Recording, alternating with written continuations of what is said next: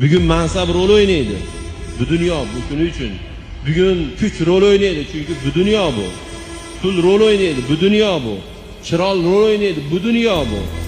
Tog'amizga, amakimizga qayerdadir ishlashi rol o'ynaydi chunki bu dunyo bu. Chunki muomalalar bandalar bilan bitadigan dunyo bu dunyo. Qiyomatda pora olinmaydi. Qiyomatda tanish bilish qilinmaydi.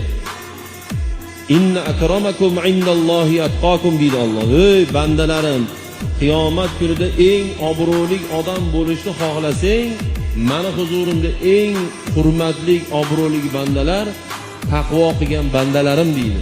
Taqvo qilaylik. Alloh Qur'onda vattaqulloh deydi. Ey menga taqvo qil, mendan qo'rq.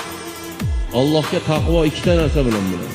Shu ikkita narsa topilmayaptimi? Ovora bo'lmang. Taqvodor emas biz. Kim bo'lsa ham gapirayotganman, domlamanmi, imommanmi, qor akamanmi, hoji akamanmi, qizig'i yo'q. Kimni avlodimanmi, qizig'i yo'q. Agar shu ikkita narsa jam bo'lmasa, taqvo degan sifat jam bo'lmaydi. Alloh buyurgan amallarni hammasini qilsak, Alloh qaytargan chaqovni cho'ntagiga tiqib olib, siz bilan bundan ko'rishgan odam bilan nimaga siz oyog'ingizni juplab egilib ko'rishasiz? Pashol deyish kerak. Qo'lingga qo'lim deyish kerak. Tamom. Shuni qilinglar shu ishni.